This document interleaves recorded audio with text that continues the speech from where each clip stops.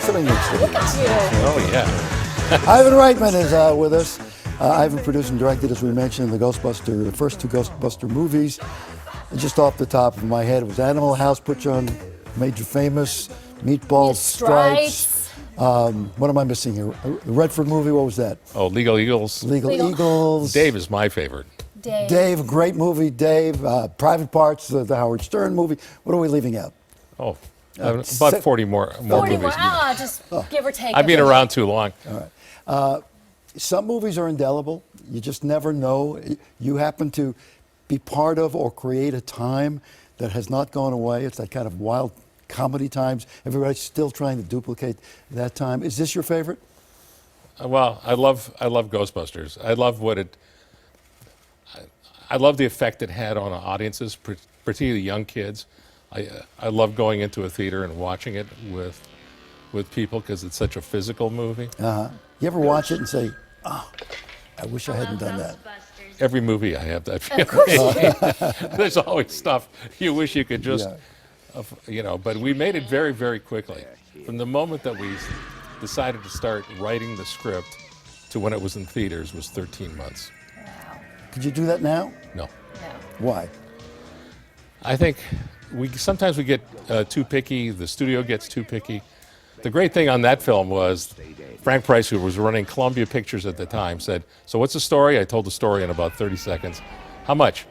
I made up a number, $30 million, because the most expensive movie I had made until that date was Stripes. And it cost $10 million. I thought, okay, 3 times that, I should be able to do it.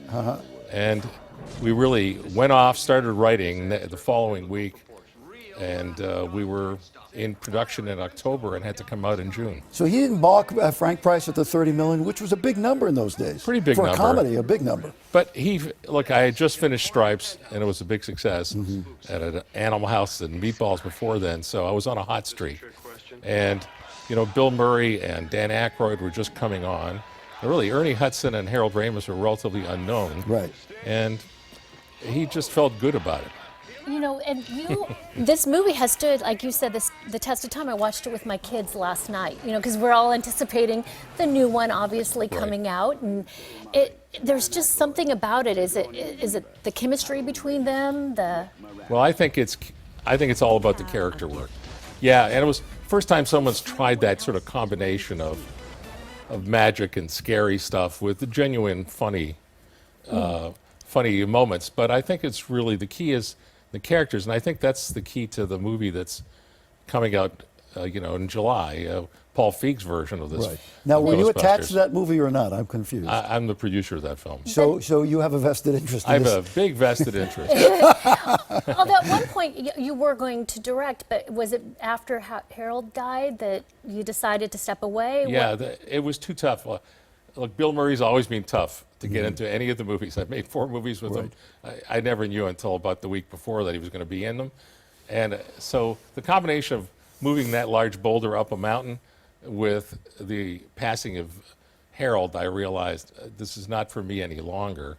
I was fortunate enough to make a couple of them already. And and then Paul Feig came in with this wonderful idea of doing it with women. And I thought that was very fresh for us.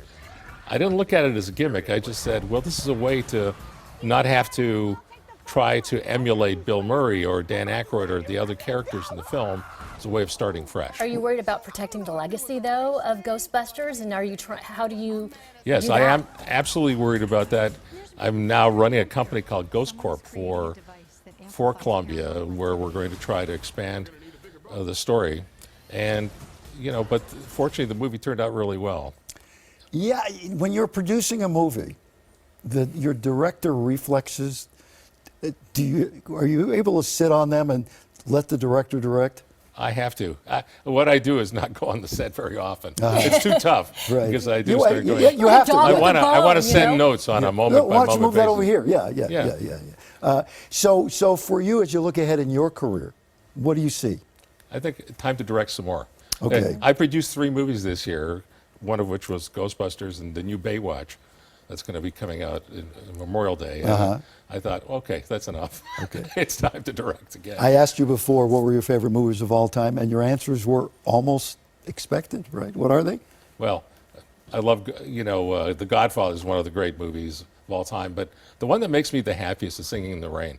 I can watch that any day, as often as possible, and there's a joyfulness to that film that, just changes one's life for the time that you're watching If it. you're a little down, it takes you up.